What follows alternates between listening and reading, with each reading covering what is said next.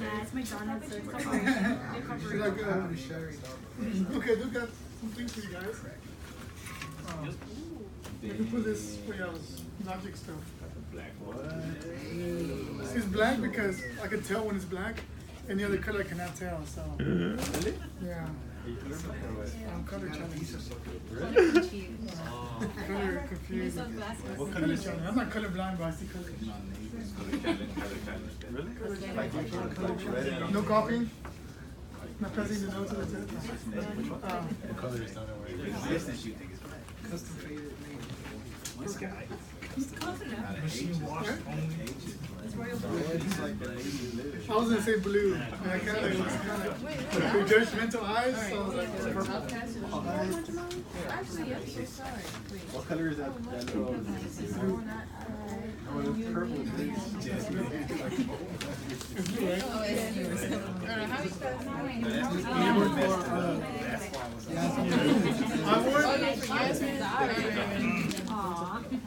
If y'all can give me your black folders, that'll be good for me. We have it all organized. Oh, you want all of it? Not right now, but when I turn in your stuff, your homework, I'm gonna give it to you graded next Friday. I'm gonna give it to you right now. So we put our homework here. Give me a name. Yes.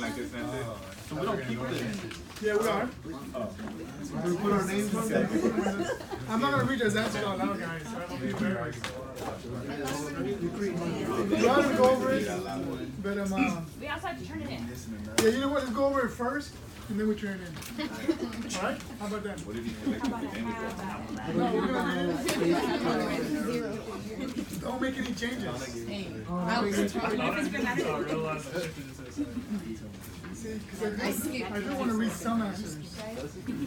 You know what? All right, put it on your folders and just give them to me. All right.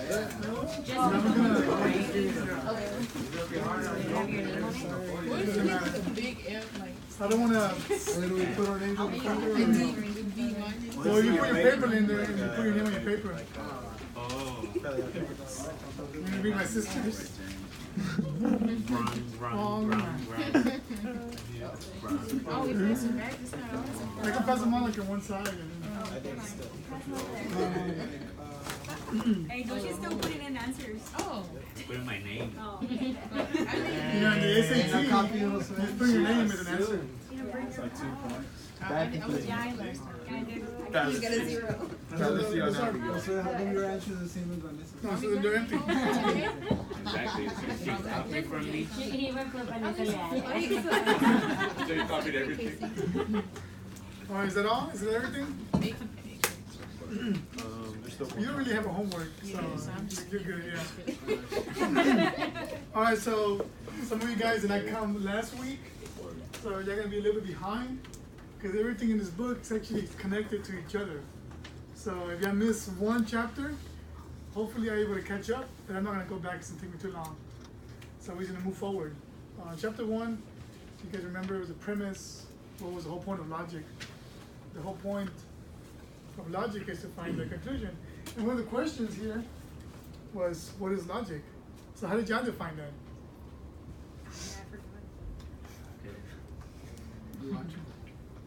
So, I know what I'll say it's now. logical, huh? I think I know what I'll say now. What would you say now? Making sure that the conclusion follows from the reasons and premises. When the what? Making sure that the conclusion follows from the reasons and premises. I think that's pretty it's quick.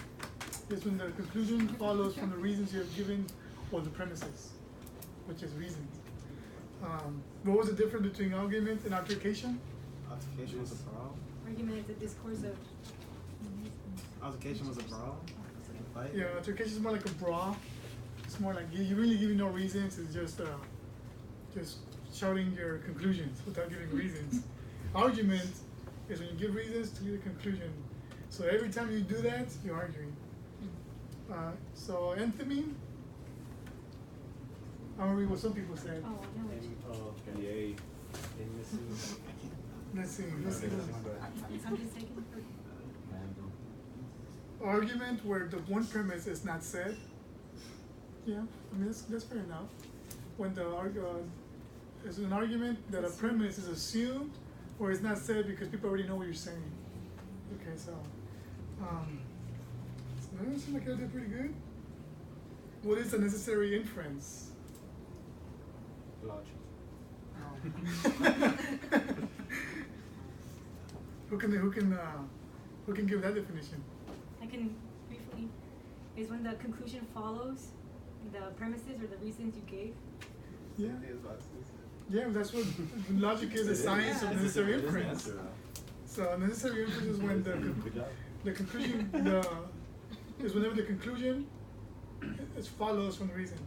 So the necessary inference is when the conclusion is unavoidable. And I use the example of all Mexicans are drunk. Efren is drunk. All Mexicans are drunks. Efren is a Mexican. And if I walk away, you guys can conclude without me even saying it that Efren is a drunk. I don't have to say it because the necessary inference is that's what I'm communicating. And if I say, why didn't you say that? Well, you can always say, that's what you're saying based on your premises. You're putting words in my mouth. No, that's what you're saying. You're saying that. So change your phrases or whatever, but that's what you're saying. Okay, so does that make sense? Yeah. Okay, find the premise and conclusions. We'll just go with one. I put people conclude that Alex Jones is crazy because he believes Sandy Hook was staged, and he also screams a lot during his radio shows. What's the conclusion? Yeah, the indicator is conclude, basically telling you that Alex Jones is crazy. So they're trying to prove that Alex Jones is crazy, and the reasons they give is because he believes Sandy Hook was staged, and he screams a lot. So those are the two reasons that the person gave to conclude that Alex Jones is crazy. This person got it right, which was Jamarius.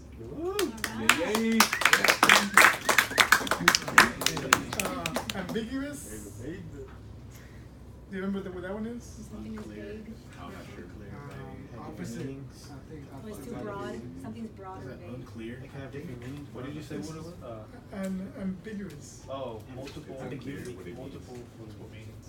When a word or a phrase can have multiple meanings. And we use the one with said save water and waste paper, And in fact, earlier, somebody here in this room made a comment that was kind of like an ambivalent. That, what was it? Oh my goodness, I forgot it. Save soap? No, somebody actually said it right now. What's safe? Because we were like, oh, it's too cold here. And like, oh, our breaths will bring heat. And somebody goes, oh, their hot bodies can also bring heat. Hot bodies can be referred to hot as an attractive hot, or hot as in temperature hot. Okay, does it make sense? So sometimes we do that. Hey. Did you see it here? Oh yeah, two in the front. Two in the front to my left and one over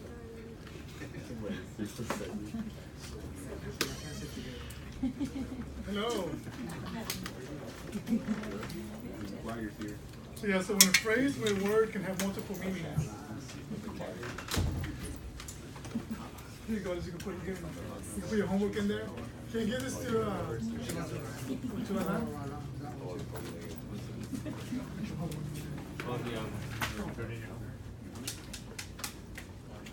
Hold on, I think I gave you one that's used already. Did I give you one that has paper inside already? Yeah. Oh yeah, I did. Not bad. Is that right there? Yeah, never mind. Oh, sorry. Liz, Yasmin? Yes. Yasmin, can you give me your black folder? I gave you the wrong one.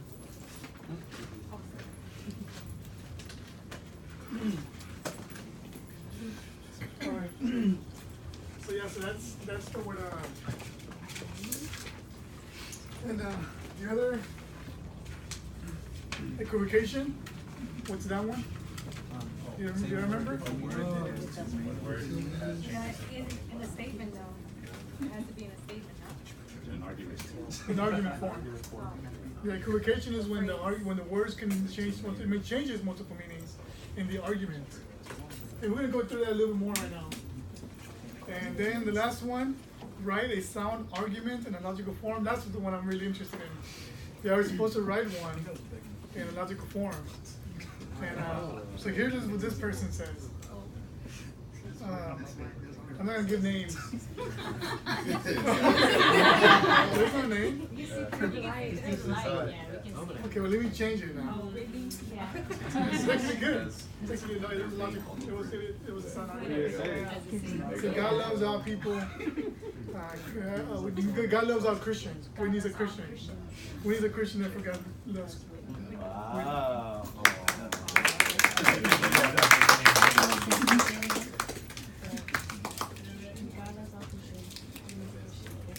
would have been so like, I know. yeah, which is, that's like the most common. No, I understand it later. So it's like, Not like me, guys. How is Joseph probably? Right means or don't write? Okay, everyone who is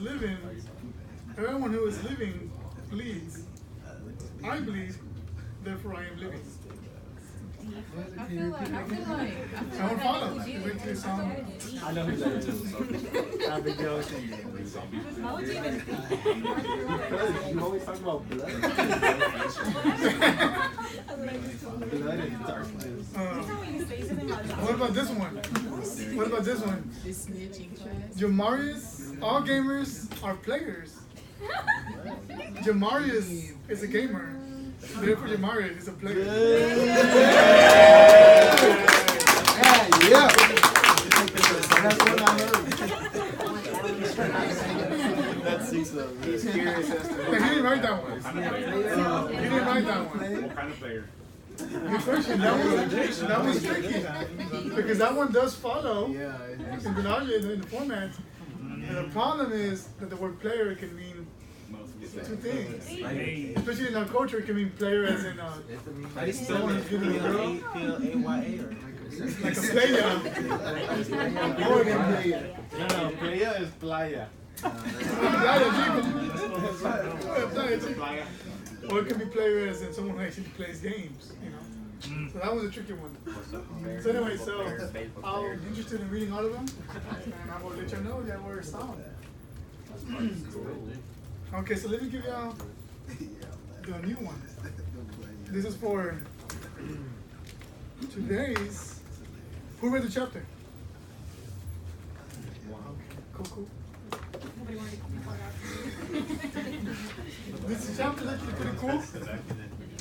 It's one of my favorite chapters because it's kind of easy to understand. You should put your grab ones. Why you not grab ones? Because there's no people need more. You just can't remember the first. Don't let the temptation. The moon has to be right. Don't let the temptation to hand it Who understood the chapter? Understood the chapter. Okay, so my goal today is to help you understand the chapter. Alright, so that's my goal. So I'm gonna ask that question again in the end. I'm hoping everybody raise their hand.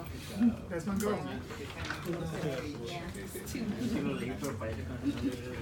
See, look how smooth it is.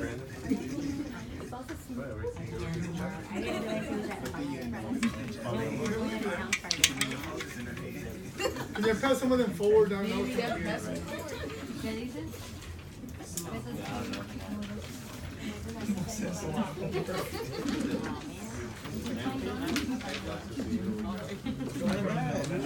How you doing? What's up, Yas? Hi. Hola. Oh, you know what?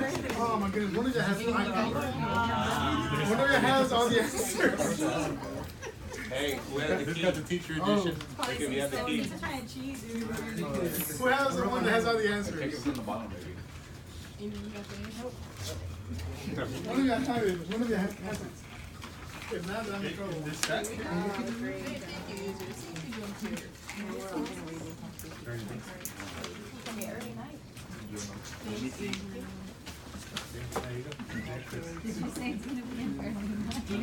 a key. So nobody has it, right? I think I got it, but I already wrote on it. It's okay. It's okay. Alright. It's alright. Oh man, good thing he has it because I was like, great. I need to put it in the stack. I was thinking I might left at the house. Like, you can give this to us, you know. This is cool. You can Take a picture of it. Alright, cool. Put it on Snapchat. We're gonna go through it, guys. So it's not gonna... Facebook. All right, so there's two different types of fallacies, guys. There's formal fallacies and there's informal fallacies. And this chapter was only talking about informal fallacies. Now, the question is, what in the heck is a fallacy? Who knows what's a fallacy? An error in reasoning. Yeah? Wow. Yeah, there you Dang. We're gonna clarify. So a fallacy is a failure in reasoning that renders an argument invalid, or faulty reasoning,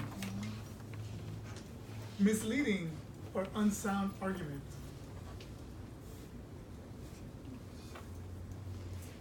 Misleading or unsound argument. All right, and so there's formal fallacies and informal fallacies. Are y'all with me so far? What was the last? What was the last? Or it could be an unsound argument. Or Renders an argument. And I'm gonna read it all over again. A failure in reasoning that renders an argument invalid. I think that's what some people, they didn't get the second one and then you Make sense? Or faulty reasoning.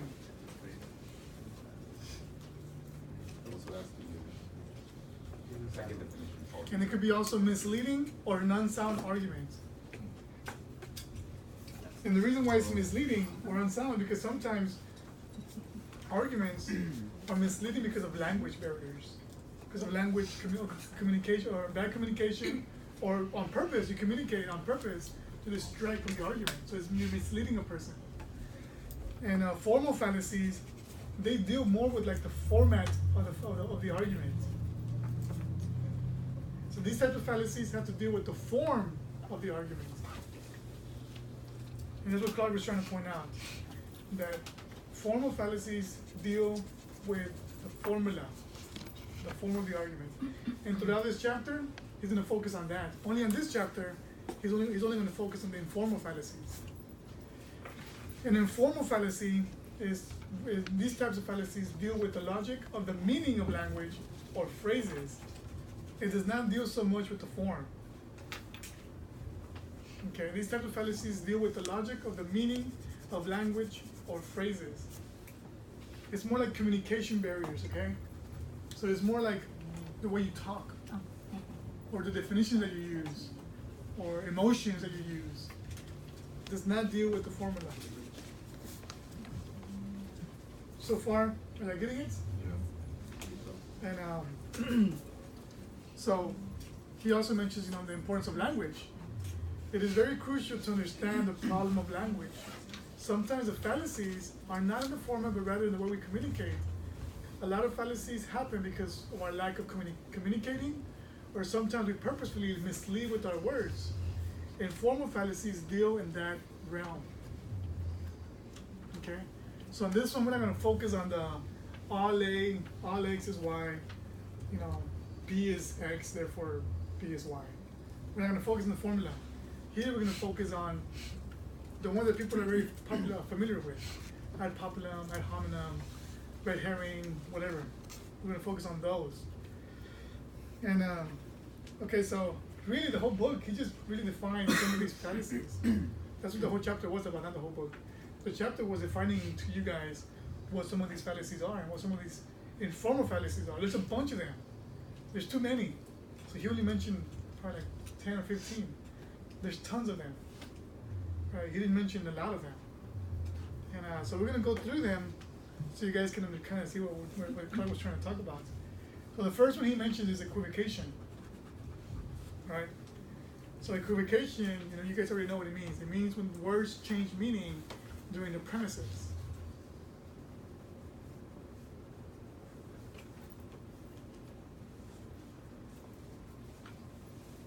And the example that he used, or the one that I used was, last week, was God says he loves the world, but he tells us to not love the world. Because of this, I think God is the most confused person in the world. The word that's being equivocated is the word world. Does that make sense? Then I saw another one that said something like this. All trees have barks. Dogs bark. Therefore, all dogs are trees. What's the word that's being equivocated? Bark. And sometimes puns, they equivocate words, and it's funny because they're equivocating words. So, so Emmanuel Vasquez is like the perfect illogical person. He's always equivocating words. Yep. That is. He's like, yep.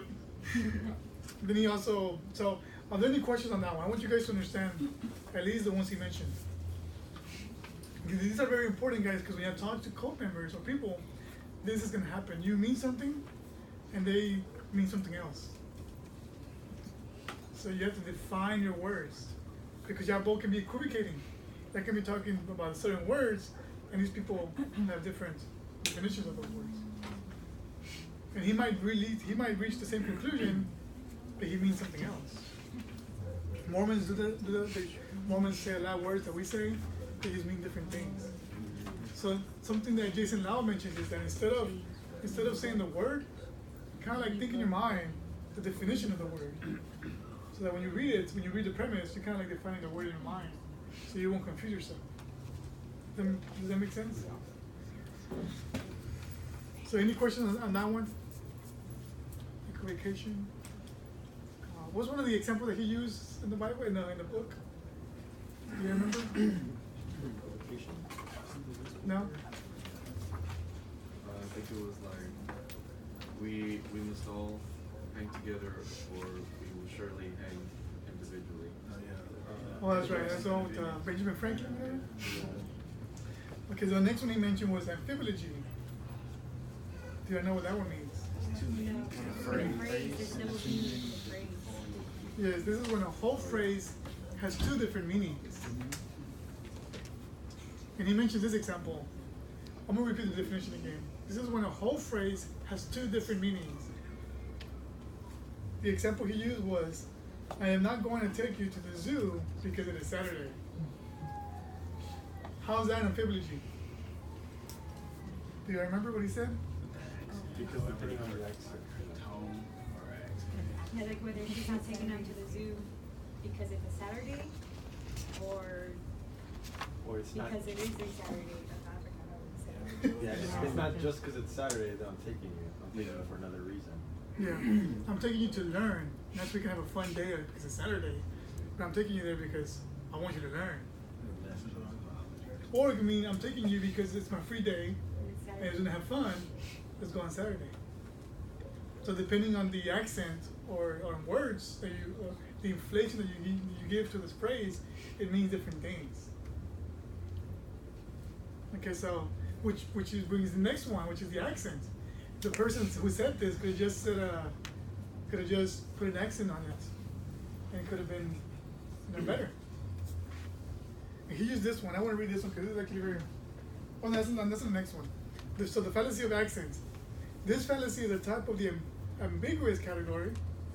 This occurs when accent of the word is unclear, which then changes the meaning of a sentence. Now this one can get mixed up with amphibology or equivocation because they're very closely related. The last one was, which then changes the meaning of the sentence? Yeah, which changes the meaning of a sentence. When you inflate a word, it changes the meaning of a sentence.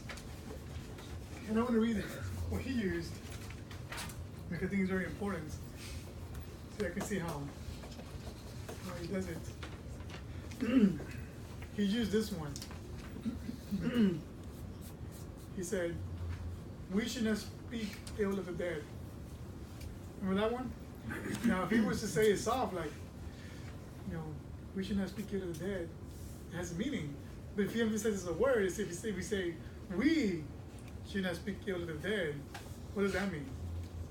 Others Yeah, it could mean, like, we shouldn't do it, but others can, So when you emphasize the word we, it changes the meaning of the whole phrase. Then he says, well, let's say we emphasize the word should. We should not speak ill. You can be saying we shouldn't, but we're still going to do it anyways. And that's what it could mean. If you emphasize the word speak, we should not speak ill of the dead. That could mean, well, we can write about him. We can write bad about him. But we cannot speak it, but we can write about it. Or if you say, we should not speak ill of the dead, meaning that you can speak ill of the living, or those who are alive. So depending on the word that you emphasize or inflate, the phrase have a different meaning. Did you catch that? And so I thought that was pretty cool. Important for you guys to communicate, because when you communicate with people, sometimes accents help. Or sometimes you can misunderstand somebody because of the accents, so we have to make sure that we are good. So here are some examples that I came up with. One thing I mentioned this last week, just that word, yes dear. Just that word, yes dear, can be positive thing. Like, yes dear. Yes, my yes dear. It's more like tenderness. If you say, yes dear, that's more like no. Like, I'm not approving of it. Like, shut up, whatever. Leave me alone. But you go, yes dear. So the accents. Oh, he also mentioned about the Lord's Supper. If somebody says, drink all of it. He's saying, all of you drink of it. All of us drink of it. But if you say, drink all of it, it can mean that you drink the whole thing, the whole wine, the whole bottle, drink it. So depending on the phrases that you say, the accents, the phrase change meaning. So far, are we good? So remember, these fallacies are more on the way we communicate. Nothing to do with the format. Nothing to do with it. Then he mentioned the fallacy of composition. Do you remember what that one was?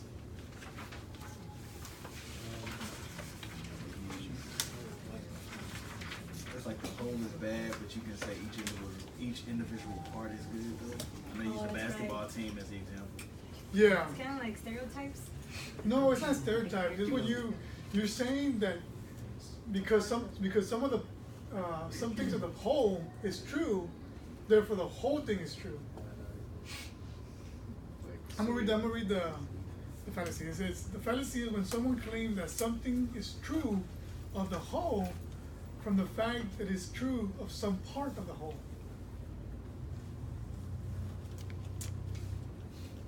Some part. Of the whole. And I'll give you some examples on this. Now the logical format is not a format. I put the wrong word. It's more like the logical way of kind of seeing it. Right. It's A is part of B. A has property X. Therefore, B has property X. Yeah, since they're apart, right? That'll be a fallacy of composition. That'll be no good. Error and reasoning. Error in reasoning. And this is the example that he gives. He gave this example in the book. He said, chlorine and sodium are very poisonous. It can kill you if you swallow it. And then the student goes, whoa! So if I mix them together, then I will really die, I will really become poisonous. Teacher goes, no, actually if you mix them together, it becomes salt. So only because it's true in part of salt, the chlorine and sodium as part of the salt, does not mean that it's true the whole thing of the composition. Does that make sense? Only because it's true of one part of the whole does not mean it's true of the whole. Another example would be like this. Let's say Emmanuel Sosa goes, man, I can't believe Damon is married to Margarita. I'm like, well, you know, David looks like he's happy. Sosa's like, yeah, I guess it's a happy marriage. Well, to be a fallacy. Only because Damien's happy doesn't mean that the whole is happy, which is the marriage. Margarita can be depressed. I'm not giving you indirect. I'm not giving you indirect so I can go encourage them or anything. It's just an example I thought about. So, are you okay? So does that make sense? I'm praying for you. The one that he used was like, I had an example, I had another example when I was doing this with Sosa last year, and I used the example of Sixto. I just changed the example last night. But the original example I had, Sixto saying, man, Jonna, is like, look at the Cleveland Cavaliers. Dwayne Wade, Jalen Rose, Isaiah Thomas, LeBron. Man, all these guys are all-star players. Cleveland is the best team in the world. They're going to dominate. Only because it's true of individual players does not mean that it's true of the whole team. And it was obvious because they were sorry when all of them were together. You know? So no, you didn't say that, but I was kind of like just giving an example. I didn't want to say that now, but the Lord led me to say it right now. But so do you understand the whole point? Yes. Only because it's true of individuals, of the whole, or part of the whole, does not mean that it's true of the whole. Only because Dwayne Wade, I think it was Jalen Rose too, LeBron, they're all good, doesn't mean that they're good as a whole team. You know. The last one is Sixto. Man, did you hear how the white cop shot the black man? Jonathan Garcia. Yeah, that cop was a racist pig. And Sixto, we should revolt and go against the whole police department. But not the whole police department is like racist. Yeah, only because it's true of one part of the whole doesn't mean that the whole department is true. So that's how it works out like in a normal conversation. You know. So again, only because it's true of one part of the whole does not mean that it's true of the whole. Everybody's with me? Yeah. Thumbs up. Any questions before I move on?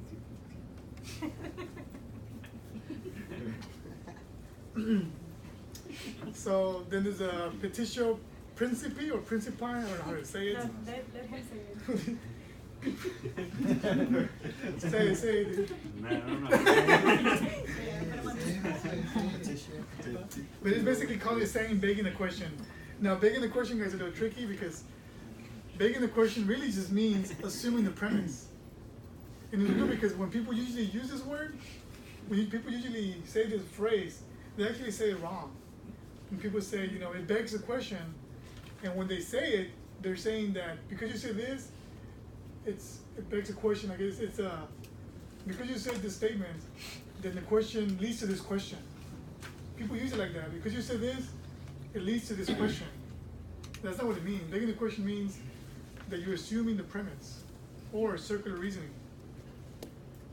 So any form of argument where the conclusion is assumed in one of the premises. That's begging the question. What if you use Yeah. God doesn't exist? So this is actually not necessarily a formal fallacy, guys. This actually can be actually sound. Because this one really, in the formats, and like in strict logic, is actually the law of identity. In strict logic.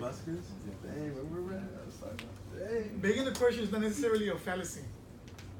It can be a fallacy, but it's not really a fallacy, but it's really not going to help your case. Because in a soccer, like, and I use the example, Clark used the example too, but if I say, but you know what, chess is better than soccer. Super. And if Jose goes, why is it better? Because soccer is not that good. You're just really repeating yourself. You know, I'm repeating myself. I'm not going to convince him, but if my premise is true, then the conclusion is true. Right? If it's true, then it's true. What is, what is not, is not. If it's true that soccer is better, then it's true that soccer is better. It's a law of identity. So it's not necessarily a formal fallacy. Like the atheists say that Christians beg the question. You know, who's heard when somebody goes, well, I believe the Bible is true because the Bible says so. You'd be like, well, that's a fallacy. That's a begging the question. You can say, yeah, it is, but every worldview has a starting point. Every worldview has to start somewhere. It has to be assumed. If you can prove your starting point, one thing is not your starting point, but everyone has to beg the question at least once, and that's in the beginning. Everyone, when they start the argument, they have to assume at least one premise, and that's called the starting point. So you will ask the person who asked you that question about the Bible being true, and whatever, that you're committing the fallacy. Ask them. So then you can say something simple as, "Are your senses true, or are your senses reliable?" And they say yes. Then tell them, "Well, how do you know they're reliable?" It will lead back to them saying, "Well, because they're reliable." They have to assume their senses are reliable in order for them to use their senses to be reliable. But the question at hand is, are their senses reliable? So they cannot use their senses to tell you anything about their senses being reliable, because that's the question that's being asked. So you let them assume that premise. Say that again for the people. Okay. No, I understood. All right. So everyone begs the question, at least in the first premise, which is called their axiom or their starting point. Every worldview has to start like that. Every philosophy, every worldview has to start with the first premise, and it's assumed. You can have no proof of it. You take it for granted. You assume it. So an atheist, if he really wants a dialogue, he has to allow you to assume your first premise, which is, at least for us, presuppositionalists, is that the Bible is true. That's your first premise, the first unproved premise. And then they say, well, that's circular reasoning. You say, well, one thing is, in logic, it's not really a fallacy because it's the law of identity. But another thing is that all of us have to start somewhere.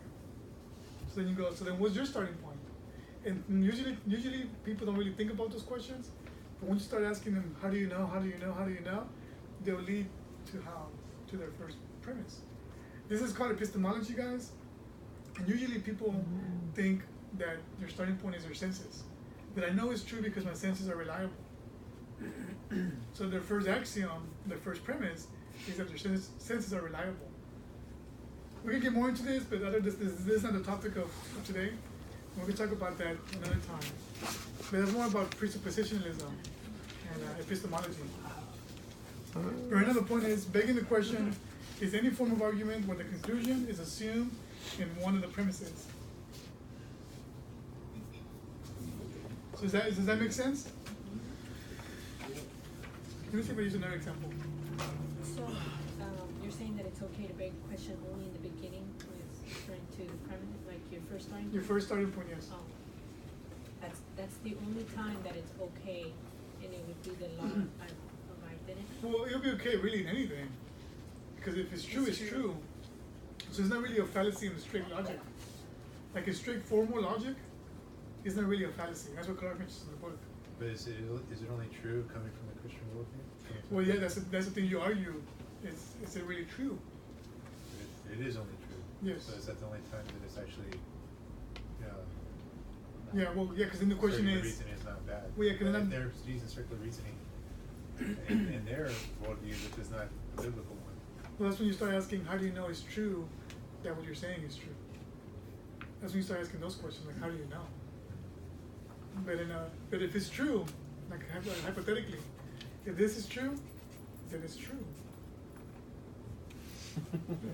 Right? I mean, so begging the question is not really for a fallacy in strict logic. Does that make sense? I know a lot of times you hear a lot of people say, well, that's circular reasoning. Like, that doesn't enhances your argument, but it's not a fallacy. Like, it's not a strict, it doesn't demolish argument. It doesn't demolish your argument. And another example is the whole, I exist, therefore I am. But we'll talk. That's besides the point. At least I want you to understand what begging the question is. That's the whole point of this. It's not about epistemology or about the whole, presuppositionalism. It's begging the question is when the premise is assumed in the conclusion. Right. Okay, so then he mentioned the argument ad hominem. Hominem. My sister made fun of me one time. Do you know what that is? Argument ad hominem. The person accused attacking the. Yeah, that's what it means, is attack the man. This happens when the person making the argument is attacked. And this one's actually, there's a lot of different varieties of this one. There's a lot of like subcategories. He only mentioned, I think, one. There's a bunch of them. There's a bunch of ad hominems. There's one that he didn't mention. It's called poisoning the well. Poisoning the well is like when I go like, man. It's like if I say, man, look at Amber, you know. She's never learned anything. And I keep on saying those things, right? Next week I'm like, man, Amber, she's always being nosy. And I go, man, Amber's always doing this. And I'm trying to poison her character, so whenever we debate, you know, they're already kind of like assuming that her character is this way. It's already poisoned well. So then I look more like I'm winning, because she already has a bad reputation. So that's poisoning the well. People do that. People do that even like in the church. When they want to prove their points, they might go to the elder or to the pastor and like, you know, they may even say like in a funny way, like, oh, you know, yeah, Vasquez, he just never gives money to the church, you know. You know, but then you put that thought in the pastor's head, so then when he doesn't give, the pastor already has in his mind, oh, you know, Vasquez doesn't give anything. So then when somebody brings it up, he's already like in a lower position, because these people already kind of like poison the well. They already influence the pastor. People do that in debates. The what? Trap card. It's a trap card. Yes. Well, I negate your understanding. Hold on, here's a question. I was just asking. Hold on, you look at it? No, I was wondering, is a no true Scotsman like a subcategory of an ad hominem? Yes. It's like, well, he's not really a doctor. He's not a true doctor. That's a true Scotsman. When you're like, yeah, well, scientist, Jason Lau, he's a scientist, and he says this. Yeah, well, he's not a real scientist. He's a creationist, whatever. So, like, if you're saying something, so basically, like, if I was to say, like, sorry, Amber, like, if I say, you know, like, like, you know, Amber, she's not learning or whatever, and you're not giving reasons why, is that? You're just attacking her. You're attacking her to make your argument stronger. So you're attacking her character. So basically, you're like planting something. So when that time comes, then it can. Well, that's poisoning the well. Yeah. That's specifically poisoning the well when you kind of like say things about the person. So when you make the argument, that person's already blemished. Oh. It's like when you put poison in the water. Mm-hmm. You know, you're putting poison in the water, so when they drink it, they already, you know, that's because you already poisoned it. You already influenced the person. That's what it's called, poisoning the well. Oh, okay. That makes sense. But then he talks about the abusive one, abusive ad hominem.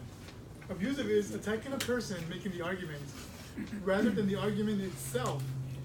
When the attack on the person is completely irrelevant to the argument the person is making. So this is how it looks in like in a logic format.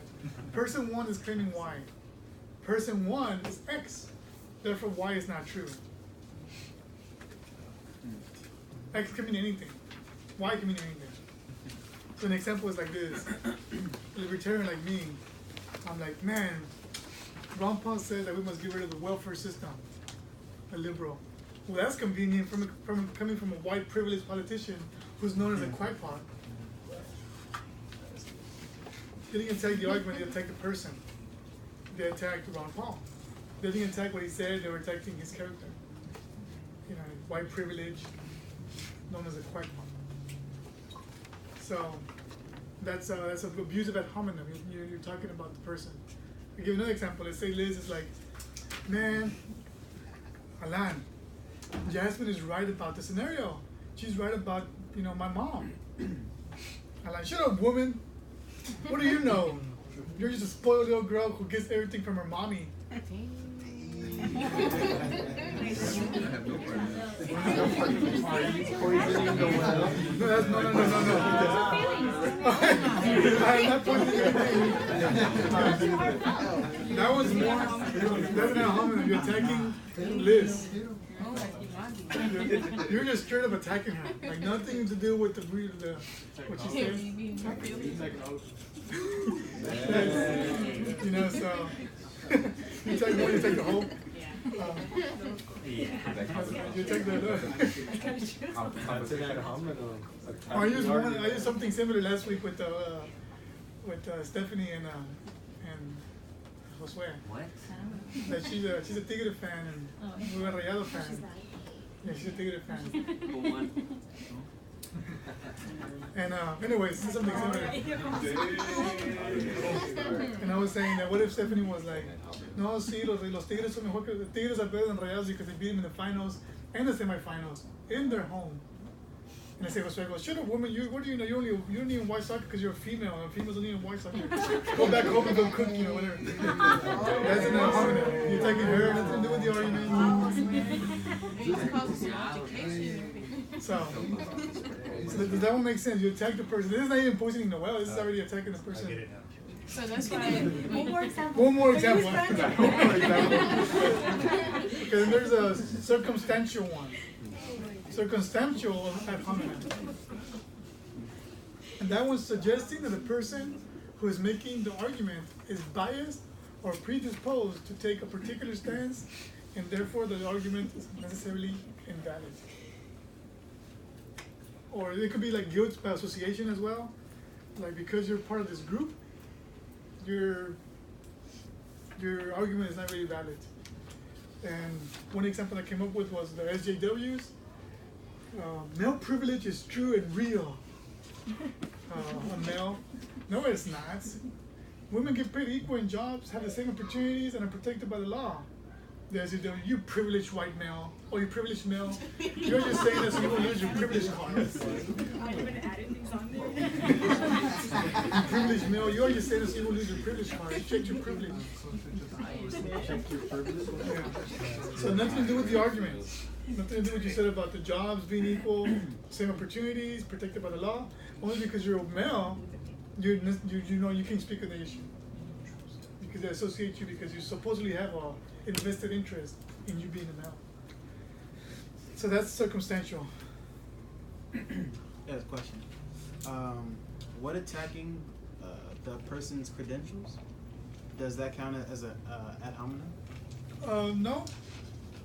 No, not really. You may attack the credentials if that person's putting himself as an authority. Like if he says, I'm a doctor, and then you attack, well, let's see, where have you been a doctor at? And there's no, that was kind of tricky because they might have no credentials, but if they claim that they do, then that one can be like, well, if you don't, then, but that one, it can also fall into a fallacy because let's say there's a normal person saying it, and they want to see credentials. You didn't never claim that you had credentials. So that one could be either or. No true Scotsman kind of thing. Well, no, that was different. Because that was like raising the bar every single time. Oh. They asked for proof, like, well, who says this? Well, Jason Lau is a doctor or whatever, a scientist. Well, he's not a real scientist. So, but I mean, like the person themselves, like they're making an argument and they're like, well, you're not really. Well, then now they'll take the credentials by saying, well, what school did you go to, Jason Lau? Well, I went to, this little Mickey Mouse University or whatever. Like, okay, then you're not really a scientist. But the part in the credentials of Ron Paul that's talking about him being a white privileged politician. Is that what makes that ad hominem? Yeah, they're attacking him because they're white males. Yeah, he's attacking him. Well, I thought it was because he was a politician in their attack. They were saying he's a white privileged politician. No, they were just white privileged male. So the credentials, if you're making a claim of credentials, like an expert in the field, then if they check your credentials and you don't have that, then that's a good argument. But if you don't make any claims about you having credentials, then it's not really there's no problem with that. He added to it. It says you haven't studied the subject enough. If somebody says that, Someone says that. well, you can say you studied it. You're not claiming that you have credentials. And then sometimes the best thing to do, I think that's when you talk to people, the best thing to do is to do more like arguments like, It's called reductio absurdum. What you really try to do is try to show fallacies from their own reasoning. Because people will always make those claims about credentials. Like, well, you haven't studied, or what do you know? So what you want to do instead is kind of like lead them, follow their conclusion to the end, let them fall into their own pit hole. Because people will make those claims. Well, what do you know? So what you do is you do that reductio absurdum, where you reason with them, let's show them how her reasoning. So you can just say, hey, you're the one reasoning this way. I'm showing you how your reasoning follows. Or it's called Socratic questions. You know, there's a famous guy on YouTube. His name is Jen Helfeld. He's a libertarian. He goes up to politicians, and he has no credentials. He's just a reporter, but he asks them questions. A question that follows their conclusion. And sometimes the politicians see themselves like, what the heck am I saying? You know, you're not saying it, they're saying it. You're leading them to say what their premises follow. That's the way I'd rather discuss things with people, because they will always challenge the credentials. That's a different question now. So that makes sense about the whole circumstantial, abusive. Yeah. Make sense? Yeah. I think so. All you gotta know, guys, is that hominem. Whether it's circumstantial, abusive, is all in the category of ad hominem, attacking a man. You gotta know the specifics. But so I can at least know how people do it. Sometimes they just do it by categorizing you because you're part of a group, or because you have certain qualities that they don't like. So all you gotta remember is that hominem is attacking the man, whether it's his personal character, by association, whatever it is, they're attacking the man, not the argument. All right. And then there's ignoration, elenchi, or the red herring. That one's very, very popular, guys. Politicians do it all the time. I even saw, I was going to show you a video about a Family Guy. It's hilarious because, my goodness, that politician committed a fallacy big time, or committed a red herring. A red herring is a fish. It's a smelly fish. And what's those dogs called? The ones that go find the Hound dogs? Hound dogs. So the hound dogs, they will get distracted with their smell. So they'll try to get the duck, or whatever the kill was, and they'll go all over the place. They won't be able to focus on the duck. So what they did was they'll get the groundhog or the dog, whatever, familiar with the hunt with the duck. So he'll smell it, he'll go for that duck. So what they did is they grabbed the fish to distract him. So the dog will go to the fish, and they will spank him, so you keep on going to the duck. And the red herring was used to redirect, but they were trying to guide him to the duck.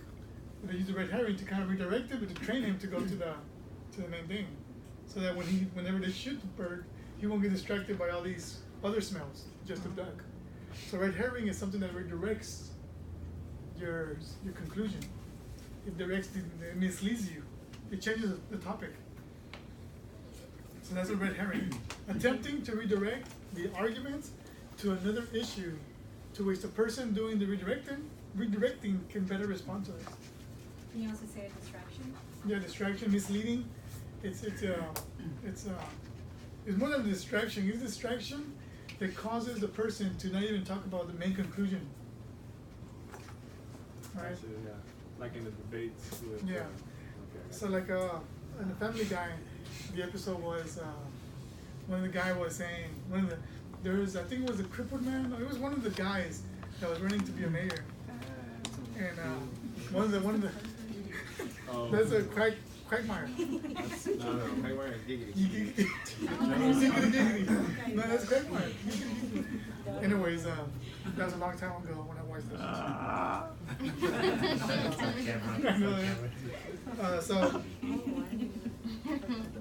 So yeah, so in the episode, the guy goes, "What are you gonna do about the water problem, in our city?" And the politician goes, "Questions. I love people asking me questions. Questions will give us freedom, and I love freedom, and I love this place because." And the guy's all like, "Yeah, freedom." Big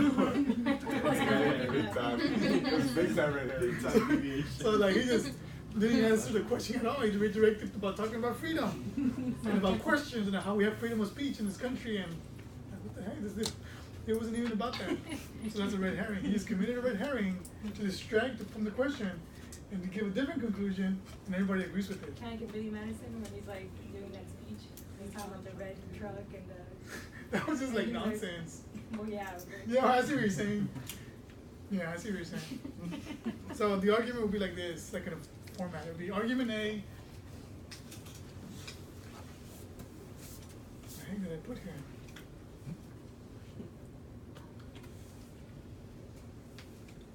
Okay, yeah. Argument A is presented by person 1. Person 2 introduces argument B. Argument A is abandoned. So red herring is when the argument A is abandoned and you have to start talking about other things. So I'll give you an example. Let's say a Calvinist. He says, God has predestined all things. Then the Armenian goes, now make us all robots, and robots can love. The Calvinist, robots are able to love if you program them to love. I mean, well, how can computers love?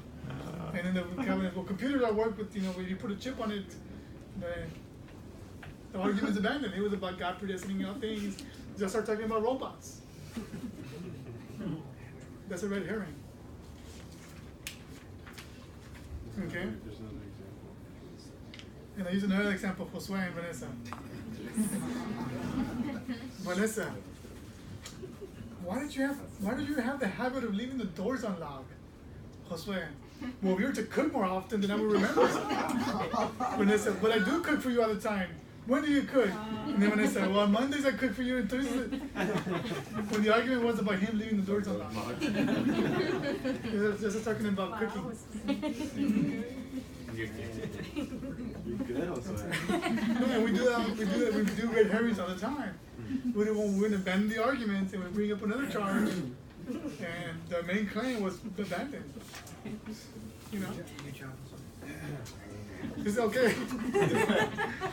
No, I was kind of skeptical of using you guys. I don't do a pick on you. Yeah, grown up. And it helps you out communicate better, guys. When you know these things, it helps you communicate with like making sure your accents are correct in the correct place, making sure that you try to answer people's questions. Sometimes it's good to not answer people's questions. Sometimes it's good to be vague when it's really important and you don't want to lie. So sometimes it's good, but most of the time if you have friends that you really want to be truthful to, usually you want to be honest with your friends. Sometimes you got to be evasive. And with those who you really love and who really ask you questions, then you want to be clear with them. Right? Especially the elders with their members, we want to be clear with you guys. We're not going to try to give y'all vague questions or vague answers, or we're going to do our best to give y'all. And we'll let you know when sometimes people might ask us about personal things and we don't want to tell y'all. So sometimes we got to be, a little bit evasive or vague. Sometimes there's a skill you got to learn. And but anyways, so and then and red herrings, you don't want to do that. Sometimes it's good to do that too to avoid the person's question. You give a red herring, and people usually fall for red herrings. People usually fall for it. What? No, yeah, take notes. I mean, that's good for you to know. It makes you become more logical. It makes you know more. All right, so people do it all the time. Red herrings are very popular. Okay, another one is called argumentum ad misericordiam. Ooh. All these are Latin. Misericordia. Do you know what that means? Misericordia? Mercy. Appeal to pity or mercy. This happens when a person is appealing to the emotional string of the audience and hoping people will be convinced. Okay, what time is it? I'm probably going to 8:08. 8:08. Okay, I'll be going quicker. Hope that the people will be what? The emotional strings of the audience and hoping people will be convinced. Here's an example of somebody saying this, I really deserve an A on this paper, Professor. Not only did I study during my grandmother's funeral, but I also passed of the heart transplant surgery, even though I was the first mentioned donor in 3 years. Like, damn. So you're pulling to the emotional string of the person. Well, I use something more personal or more direct. It's Emmanuel Sosa. Emmanuel Sosa? I already put his name, so. It's because these are examples I used last year. I was using him for.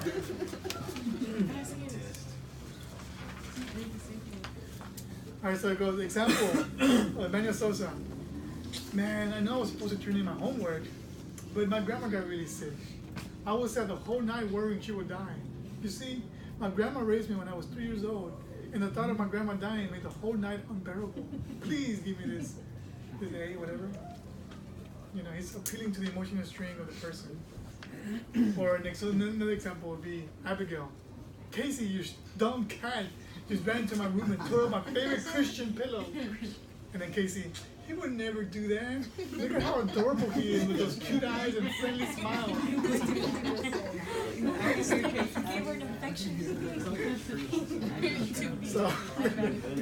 So she's appealing the emotional string. Look how cute he is. Look how, you know, she's trying to pull my sister's heartstrings.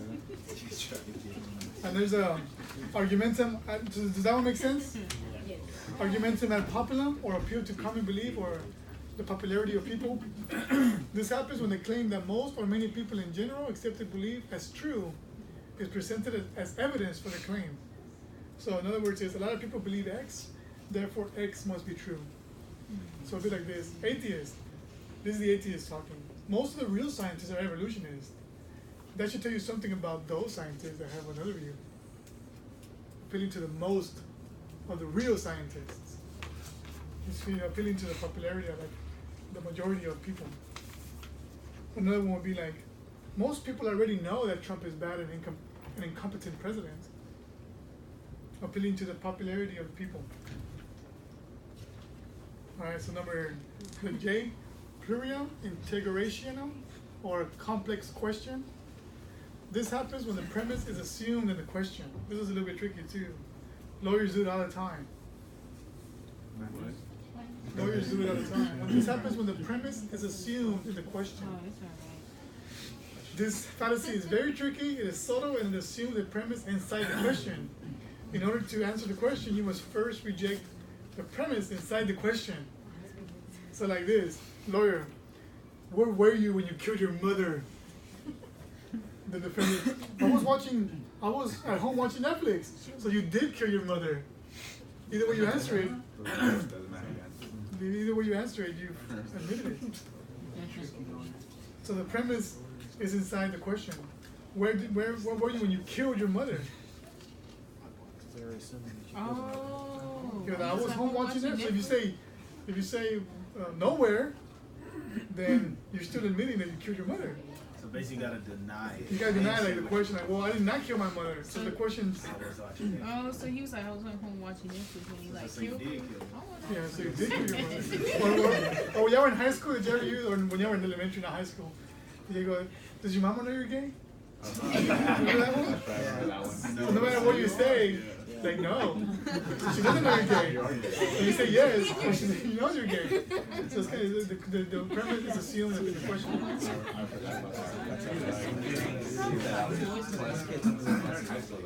High school?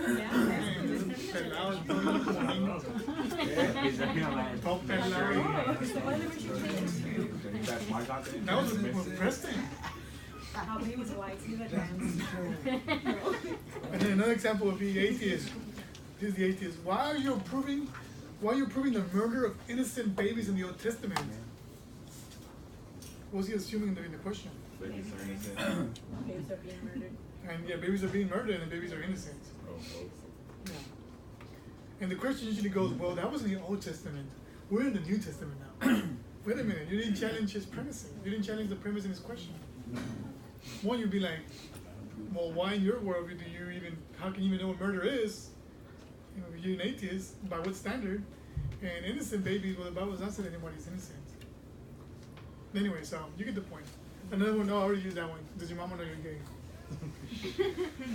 So does your mama know you're gay? I'm not gay. So the question is not applied. So you attack the question first. You don't even answer. You attack the person making the question. Post hoc ergo propter hoc, or false cause. This happens when a person concludes one thing causes another, simply because it happens very often. Commercials do this all the time, guys. Commercials. Because they wasn't. This happens when a person concludes one thing causes another, simply because it happens very often. So the cult. This is the word mission Society Church of God. If you go to word mission Society Church of God, put Passover on YouTube, you see like videos, a compilation of people saying that they were like in a rainforest fire. They're like in the woods. There's a bunch of fire, but he survived. There was like a multitude of crashes, but this one person survived. There was like a train wreck, and this person survived. And the reason why they survived was because they took Passover on Sunday. What? Remember those videos? So what about the others? So the code goes, every time I take the Passover, the Lord gives me another year. This means that when I take the Passover, I won't die.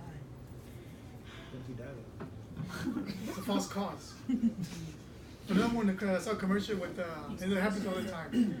There's like little normal kids playing, playing games or whatever, and then they drink a Pepsi. Oh yeah, like the effect of it, right? They drink a Pepsi, and they start, well, they're dancing first before they drink a Pepsi. If they're dancing with normal clothes, they drink a Pepsi, and they start dancing like Michael Jackson. Like and sprinkles? It's a false cause. That's a good commercial. Commercials do it all the time. They do a lot of Corona, it's a lot of, they do it on purpose. Spray Get you to buy it. Yeah. He's a bad thing to break up. Right? It doesn't work. I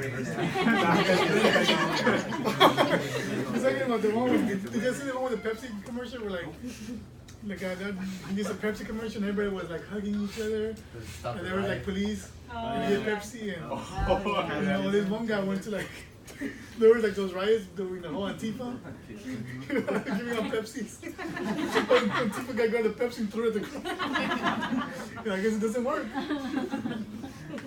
It was a funny video. It's a diet. Okay, so then there's the argumentum ad baculum or appeal to force.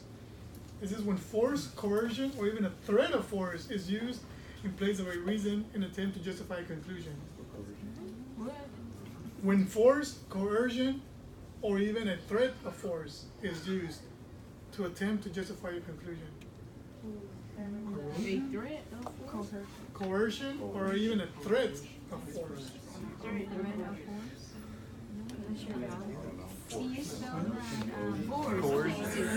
Coercion is C-O-E-R-Z-I-O-N. I mean C, sorry, C. C as in cat. Sorry, C-I-O-N.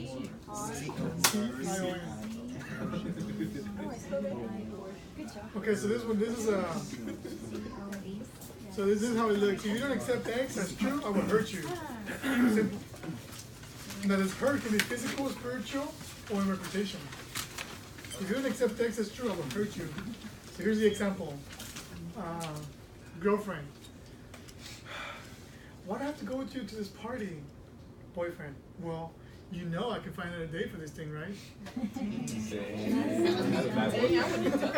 So you're kind of like, He's a gamer. you're a Mark. So you're kind of like, you're trying to force her by appealing to you, hurting her emotionally or whatever. I wouldn't do that. Then this is the atheist. The majority of reputable scientists believe in evolution. If you hold to a young earth creationist model, then you will be laughed at as a quack. So they're kind of like putting that fear, like if you follow the creationist worldview, then you would not be reputable, and you'll be laughed at. They're putting that fear. So they're using more like a tactic, fear tactic. I think the last one is accident. Now, accident is not like when you actually crash or whatever. Accident is when. The one on top, the one you're talking about? Well, that would be like the one that with Ben Shapiro and that transgender guy. But that would be a way of. Oh yeah. Where he like starts saying. Guys, if you don't shut up, you're gonna end up going to an ambulance to your home. You're going home to the ambulance, and then Ben Shapiro goes. Usually ambulances take you to a hospital, not to your own house. But anyways, accident. When an attempt is made to apply a general rule to all situations, when clearly there are exceptions to it. Can you say it again? When an attempt is made to apply a general rule to all situations, when clearly there are exceptions to the rule.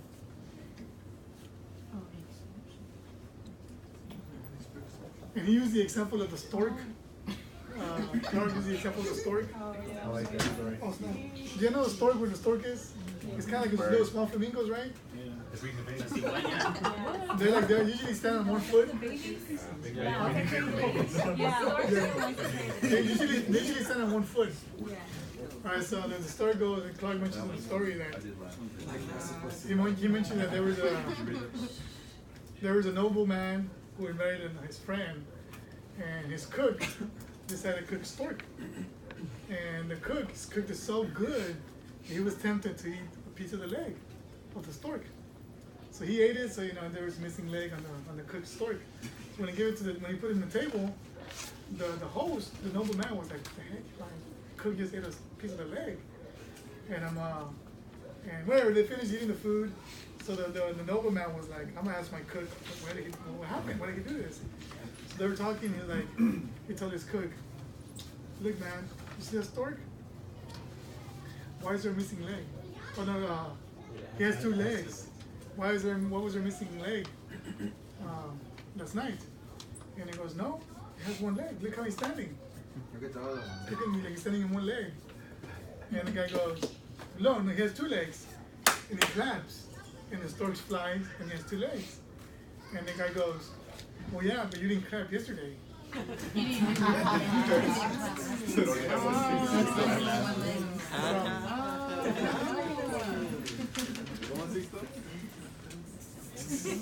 Alright, so those are just a few guys. These are just a few, there's a bunch of them. In general, there's hasty generalizations. There's I mentioned poisoning the well. Quentin mentioned the no true Scotsman. There's a bunch of them. Alright.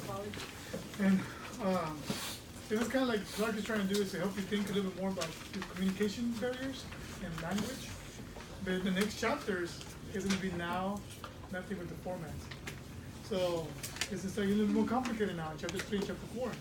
Because we're going to start talking about X, all X, and well, actually chapter 3 is still kind of easy, kind of still pretty good. Before chapter 4 starts getting a little bit more complicated. But anyway, real quick, what's a form of fallacy?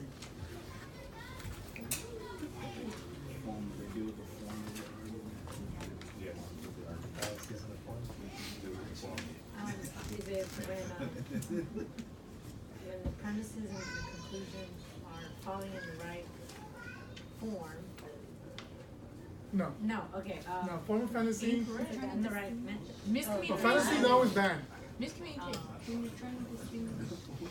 Formal fallacy is the error in the form. The formal. Oh yeah, error in the form. Error in the form, in the formula, and like it doesn't follow from the premises. And informal is more like language barriers or accents, taking the person, you know. So tons. Make sense? Yes. And okay, so.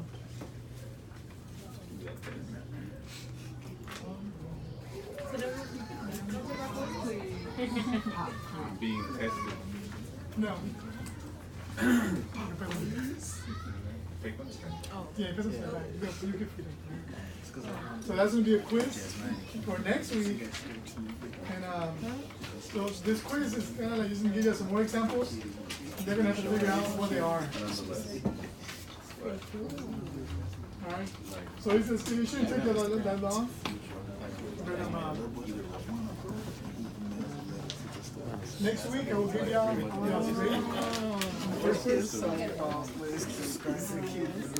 But are there any questions on this chapter? Do you want us to do this now? Thank you.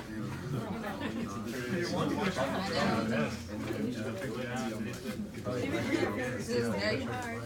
I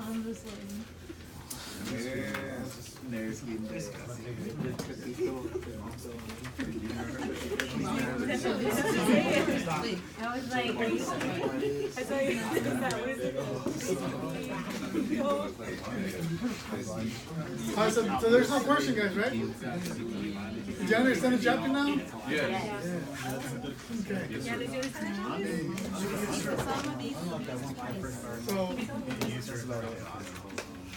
Okay, I'll talk to you.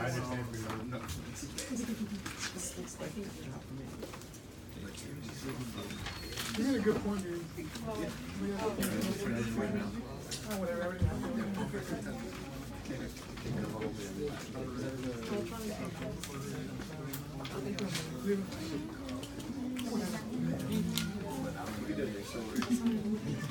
Who's bullying who? Alright, well, you guys are, I mean, that's it. I Can mean, you I pass have no questions. the clipboards to your left and then to the front?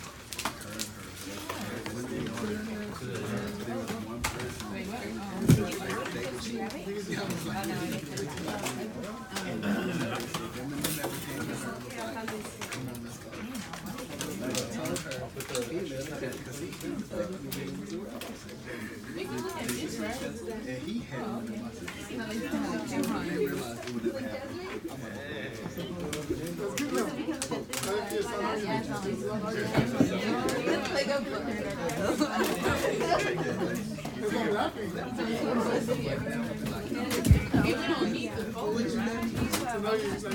never happen.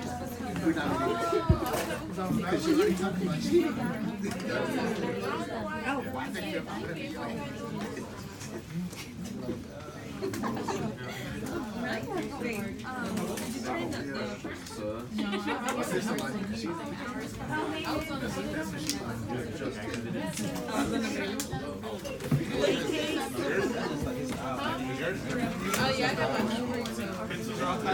So I just keep it. Oh.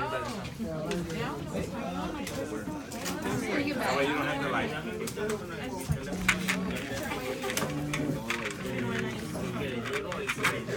Oh, so we all go? Oh wait, you're back to I get it. Oh yeah, thank you. Thank you for my defender. Thank you for my backpack. Oh yeah, my purse too. You want to attack me this time?